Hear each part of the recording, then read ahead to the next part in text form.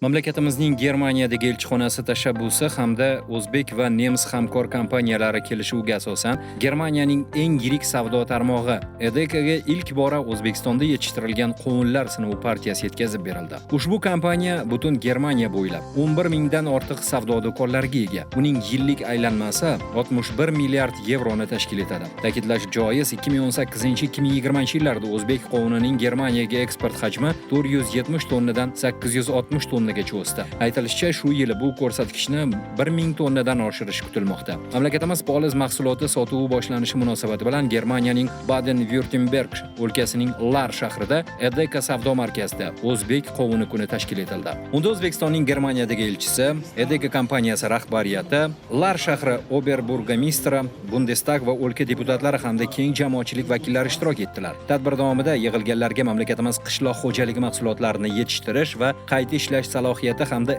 eksport imkoniyatlari haqida batafsil ma'lumot berildi.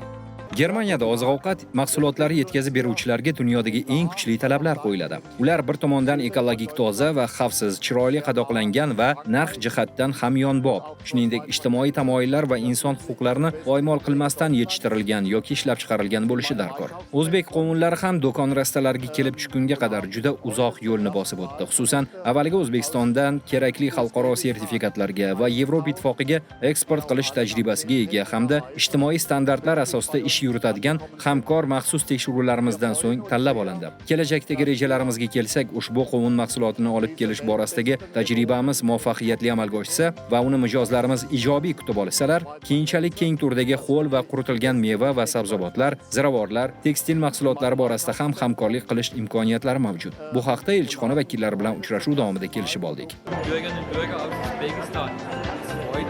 O'zbek qovunlari EDEKa savdo tarmoqlarida ilk sotuvi aynan Lar shahrida amalga oshirilishi o'ziga xos sababi mavjud. Xususan, ushbu shahar aholisining 1/3 qismi sobiq ittifoq hududidan kelgan nemislar tashkil etadi. Ushbu aholi qatlami o'zbek qovunlari ta'mi va sifati haqida yetarli ma'lumotga ega. Shaxsan o'zim o'zbek qovunini hozir tatib ko'rib, shunga amin bo'ldimki, ushbu mahsulot shahrimizning butun aholisiga xush keladi va kelajakda butun Germaniya hududida o'z xaridorlariga ega bo'ladi deb o'ylayman.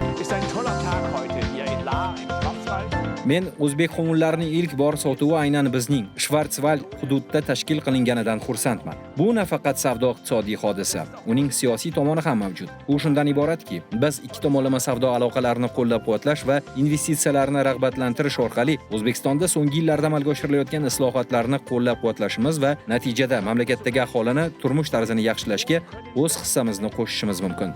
Tadbir doirasida O'zbekistonning turizm salohiyati to'g'risida videorolik namoyish etildi va tarqatma materiallar ulashildi. Undan tashqari, O'zbekistonni bilasizmi viktorinasi o'tkazildi va uning g'oliblariga esdalik sovg'alari topshirildi.